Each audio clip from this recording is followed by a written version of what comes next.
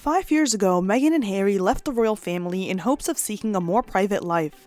Since then, they've done the opposite of that, seeking publicity and attention from every corner and selling out even their own kids for a cent on Netflix. Or should I say, a $100 million deal that I'm sure the Netflix team would call a deal from hell. After BSing with claims of making content that inspires and educates and releasing multiple flop projects on the way, it's now time for Meghan, the self-proclaimed genius, to show us what she got. Apparently, all she's got left is to cosplay as an influencer, but even influencers are more authentic than her because at least they film in their own homes. After being disaster tourists shamelessly hopping on the LA tragedy, stay tuned for my video on that next where I break down all their embarrassing moments and more, Meghan decided to delay her show 2 whole months. This isn't gonna go well. Welcome to Meghan Markle's embarrassing return.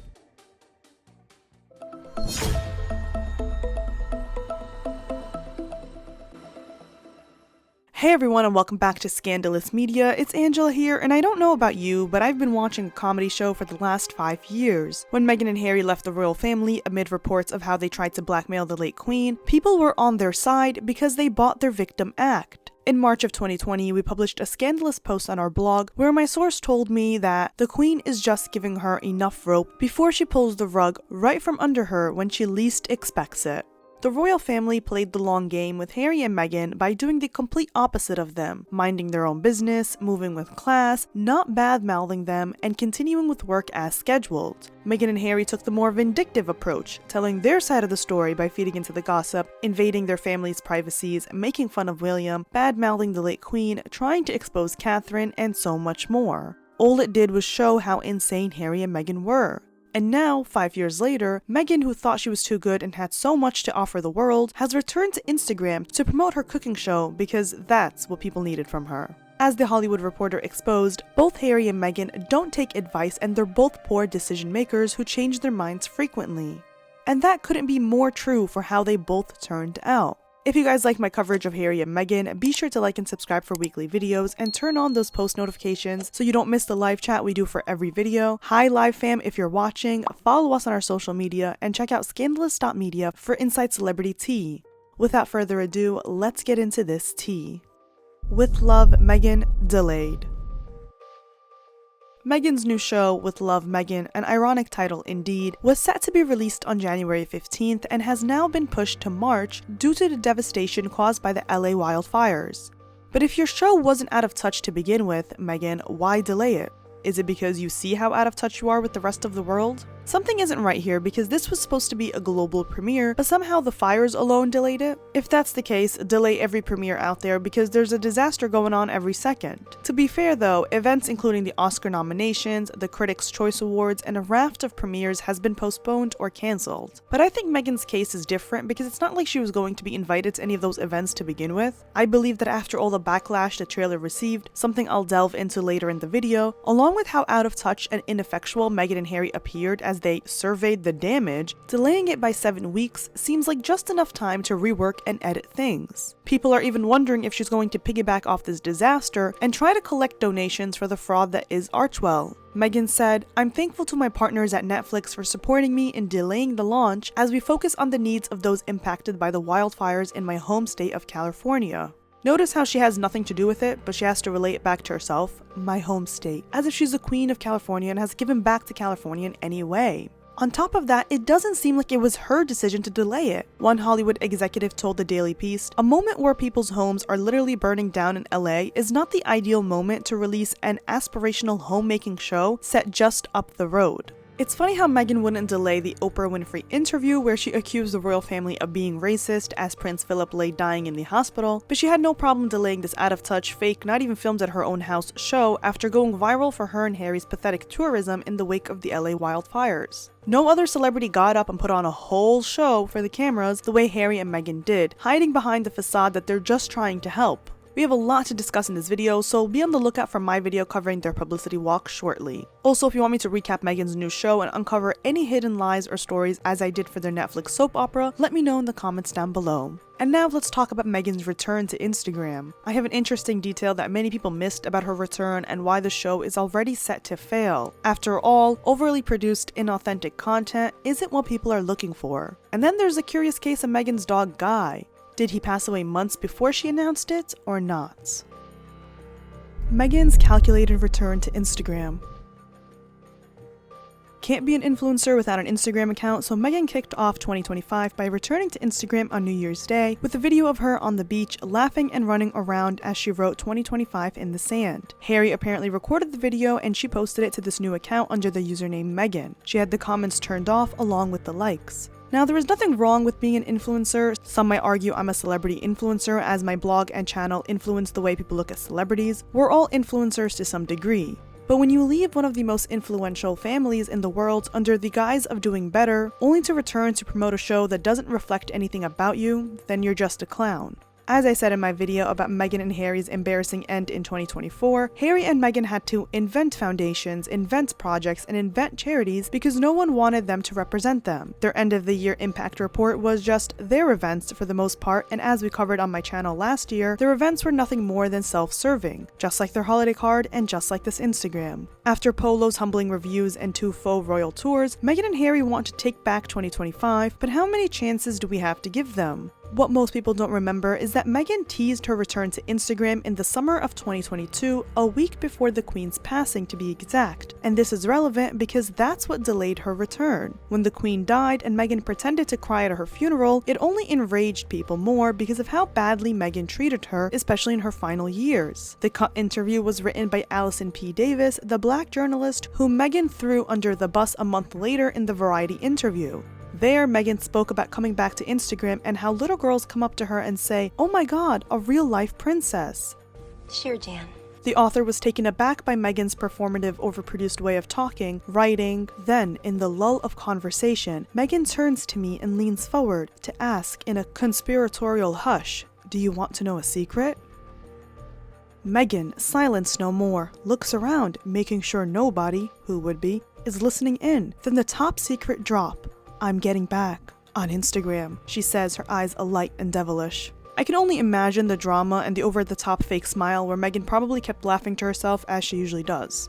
Alison continues writing, "This could have been a troll, delivering a nothing with such gravitas feels as if Meghan, who has been so trolled by the media, is serving it back, just a little." But as I quickly realize, it is actually news. Meghan, of course, didn't like that, as she was upset that Alison wrote the clown show that she was witnessing, acting like a victim in her Variety interview, and said that she reflected on her interview with The Cut and implied that she was taken advantage of because she's just so open and trusting, and not everyone is like that. So this brings us to the present day, where after her Instagram return was delayed by more than 2 years, here she is in her grayscale neutral color palette that she accused the royal family of enforcing on her. It's funny that Meghan complained on Netflix that she wasn't allowed to wear colorful nail polish, and yet she is still never seen wearing colored nail polish then and now. But you know who is? Princess Catherine. So it really was never about the royals, but rather just about Meghan. One user wrote, "The woman who complained about being so stifled by the royal family that she wasn't allowed to wear bright colors has now released the most monochromatic, boring video. You couldn't make this up. She is such a fraud." Firstly, the Instagram account was created in 2022, as you can see here. This is because she planned to come back before the disastrous Netflix soap opera, but after that backfired, she hid away as Harry made a fool of himself with Spare in the months that followed. I remember seeing the account with the icon of a flower. Page 6 confirmed it was her account, and at the time, it had around 100,000 followers. When she first posted, she had her name as just Meghan, but shortly afterward, she wrote Meghan, Duchess of Sussex, because we all know how much titles mean to her, despite her efforts at proving otherwise. This account differs from her American Riviera Orchard account, which, what's up with that? Who launches a brand and nearly a year later still doesn't know what they're gonna sell? Apparently, she's going to promote herself on Netflix, which I'll get to in a moment. Secondly, aside from the boring and lackluster video, people noticed how much this represented the video that the Wales family shot at the beach. The only difference is that video showed the whole family as opposed to Meghan, who seems to have kicked Harry to the curb after aiding in him destroying his public image. She's the one who has him picking a battle with the media, doing all the work of fighting them and making a fool of himself as she quietly builds her brand without him. While Meghan is building the pillars of her brand as a separate entity from Harry's, Harry is stuck doing side gigs like promoting the surf school because he's apparently learning how to surf. I believe this little boy here is supposed to be Archie. What do you guys think? Meghan gained about 1.2 million followers in the time frame since her return, with many accusing her of buying followers according to the Social Blade table, where you can see the amount of followers she was gaining in comparison to how she was losing before. The growth seems on par with her return, with the first 3 days showcasing the most growth, but knowing Meghan, I wouldn't put it past her to use bots. Royal biographer Angela Levin wrote, "Another huge gasp of hypocrisy. Meghan is back on Instagram, which we all know is a social media. Harry wants to wipe it out." Both of them set up a new charity, Parents Network, for parents who have lost a child exactly due to that. They must have gotten bored. Dan Wooten wrote, "The decline of Meghan Markle is a tragicomedy. 5 years since Megxit, she's completely given up on any pretense of changing the world or even raising awareness for good causes. Simply back to being an Instagram influencer, trading off a royal title she has no moral right to use." Meghan's second post on Instagram was the trailer to her Netflix show. The trailer to With Love, Meghan, an overproduced staged reality show. Right off the bat, the trailer starts with a laughing Meghan as a producer says, "Let's make a show," as feel-good clips flash while "Do You Believe in Magic" plays. Of course, Meghan thinks of herself as this extraordinary human being who has so much to offer the world, so she says, "Always loved taking something pretty ordinary and elevating it." And it's like all we see is cut up vegetables and dip. She wants to surprise people with moments that let them know she was thinking of them. Okay. It kind of reminds me of that one selfie of Meghan holding up frozen mixed berries in a baking dish as if she did something revolutionary. Everyone was quick to call out how out of touch the show seems because there's nothing relatable about it. One user wrote, "How does a woman with no family, no real friends, and no loved ones teach others to entertain?" At the time of the release, the ratio to likes and dislikes was brutal, 7,000 likes to 49,000 dislikes, and possibly a lot more by now. The showrunner for the show is Leah Harrington, the same showrunner for Selena Plus Chef, where Selena Gomez brought on a bunch of different chefs to teach her a recipe. The show is known for its relatability, as we see Selena struggle from time to time or mess up a recipe, something we can all relate to. And you guys know I'm critical of Selena, but she isn't as out of touch with reality as Meghan is. Americans have it hard right now with insane rent prices, inflation, struggling to keep bills paid, food on the table, and yet they thought this is the perfect audience to watch an ex-duchess walk around a garden picking flowers and veggies as she does what? Oh right, elevates ordinary moments. Ironically, I had recorded this part of the video before the LA fires, and the fact that the show got pushed to March shows that Meghan and Harry don't ever release anything that withstands the test of time. Reviews are already tough, with one reporter, Judith Woods, writing, "What I've always wanted, a lesson from Meghan on freezing an edible flower inside an ice cube." Meghan doesn't realize that she's not as famous as she once was, so no one cares about what the alleged Duchess of Sussex is up to. One super odd thing that happened was Instagram accidentally blocking the hashtag for the show and issuing a warning saying that the name could be linked to child SA before admitting to it being a mistake. Whenever someone searched up the hashtag, this warning would appear. What do you guys think was the reason for this? One critic wrote, "The real tragedy of Harry and Meghan is that they ran away to be Hollywood celebrities, and it must have slowly sunk in that there was nothing at all exceptional about them." Faking reality, the set that says it all. It was then revealed that Meghan filmed this reality TV show on a literal set. It didn't even take place in her and Harry's real home in Montecito, which I'm beginning to question if it actually exists. When Meghan revealed she was making a Netflix cooking show, she marketed it as an intimate at-home with Meghan experience with wonder in every moment. Mail Online revealed that she has chosen to film the 8-episode series in a kitchen and home that isn't her own, despite living around the corner. She filmed in an $8 million estate owned by Montecito's influential Chipola family. The Guardian wrote, "Meghan also whips up an Eden mess and a Victoria sponge that she serves to the actor Mindy Kaling, who declares it probably one of the most glamorous moments of my life." This is probably one of the most glamorous moments of my life. Kaling has been to multiple Met Galas and Oscar parties, but a slice of 3-layer cake is nice too. Meghan then laughs and accepts the compliment in such a, "Oh me, I'm just effortlessly glamorous." I mean, watch for yourselves. It's magic! At the Golden Globes, Mindy revealed how she got on her show. You know, I was just in my maternity leave, and Meghan texted me and said, "Hey, do you want to come be in my show and come up to Montecito and have me cook for you?" And I was like, "Yeah." She said that Meghan's recipes were very accessible and praised her for having her own garden and chicken, which makes the whole thing even more bizarre when you remember that they didn't film at Meghan's home. It was legit a set using widely known Pinterest recipes in someone else's garden.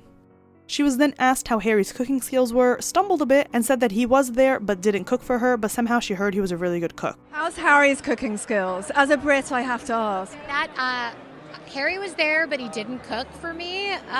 But I heard he's actually a pretty good cook. He knows his way around a kitchen.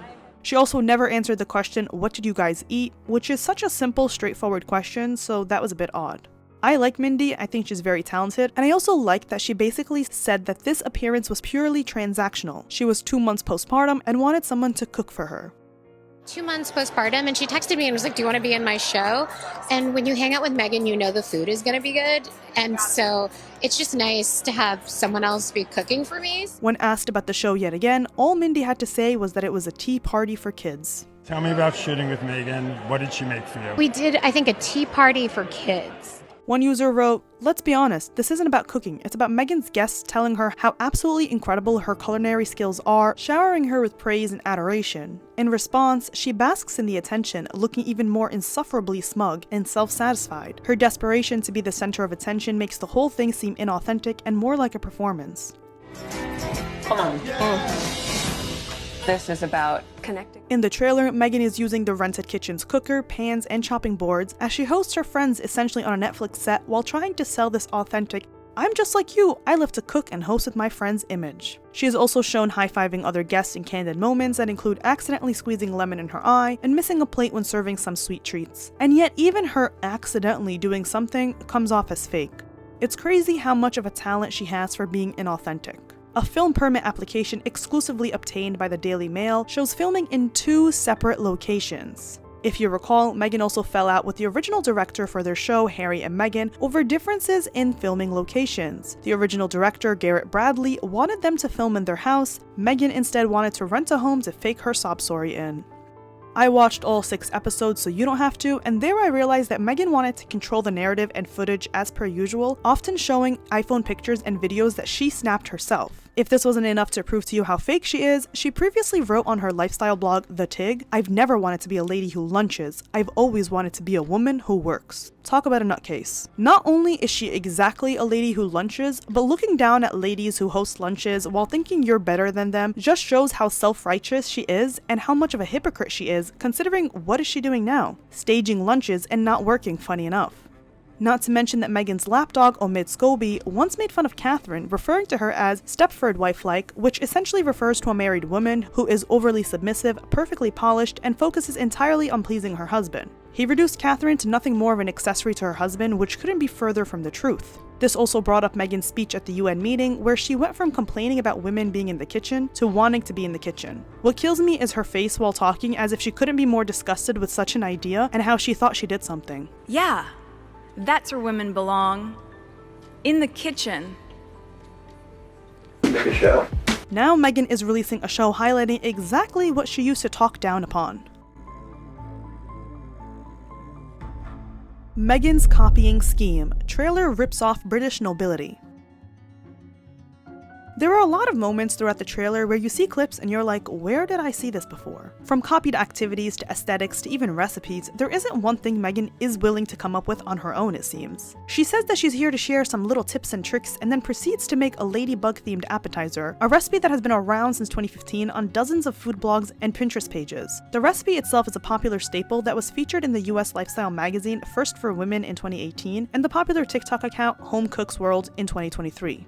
No one is saying she has to invent a new recipe or a new seasoning, but don't market something stolen as a talent that comes naturally to you, and here you are helping us common folk. At one moment, she's getting honey here, which reminded a lot of people of this iconic moment of Catherine's, who's known for beekeeping being one of her favorite hobbies. Catherine is also known to make her own honey, and Queen Camilla is president of Bees for Development, a charity protecting bee habitats in more than 50 countries. Buckingham Palace is home to 4 beehives, on an island, in a lake in the garden, and there are 2 hives in Clarence House's garden. So I can't help but think, is Meghan trying to recreate the life of a royal on her rented stage for Netflix? I think so. But perhaps nothing is more insane than how much the trailer parallels the cooking show hosted by Emma, the Marchioness of Bath. From the floral aesthetic, setup, and even the lighting, it is a bit too similar. John and I are working very carefully on putting the final touches. Emma was shown cutting up flowers and setting up for family, and right off the bat, you can tell the difference between being authentic and true to yourself versus fake and overproduced. Here we are in the incredible Great Hall, which this year is the setting for our afternoon tea during the food festival. It's a very traditional afternoon tea with finger sandwiches, scones with jam and I love that we're doing this together for the first time. Making new friends. That is so good. We family now. Emma Thin, now known as Emma Weymouth, Marchioness of Bath, launched her food and lifestyle brand Emma's Kitchen in 2015. She started the brand after marrying Ceolin Thin, Viscount Weymouth, in 2013. Emma often films her cooking videos in the kitchens of Longleat House, the estate and safari park where she lives with her family. I guess we know one person who tunes in with her. Interestingly enough, people are pointing out actual things that happened to the Marchioness of Bath that Meghan seemed to copy, like the racism Emma endured from her mother-in-law, or the fact that she used a surrogate for her second son, something many people believe Meghan did as well. All I'm saying is, it's a bit too odd. What do you guys think? Using Guy's death to promote herself. At the end of the trailer, there was a cute moment with Meghan's dog, Guy. Guy snoring. Peaceful day. Shockingly enough, Meghan announced that he died a few days later.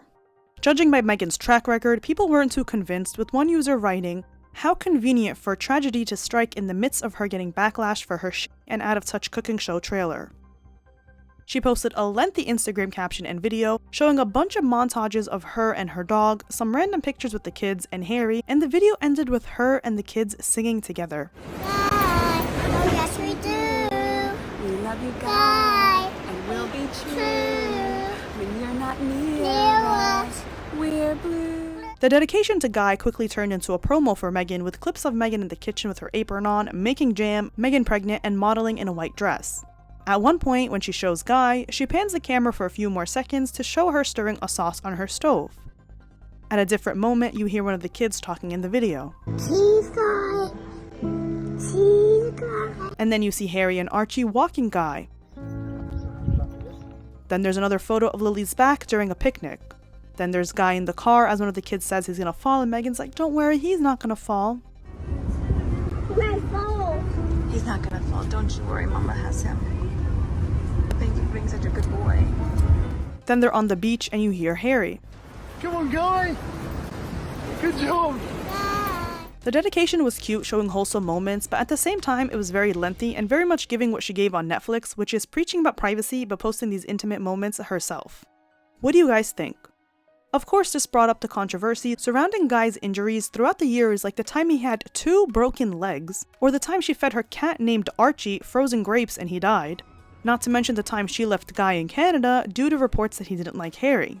In her lengthy Instagram caption, she mentions Guy's injury, writing, "He endured a terrible accident shortly before I moved to the UK, which had him undergoing surgeries for several months and unable to leave the clinic." In typical Meghan fashion, she's replying to the stories of her leaving Guy behind in Canada. However, there was a different report in 2017 saying that he had broken both his legs after arriving in the UK. So where did he break his legs, Toronto or the UK?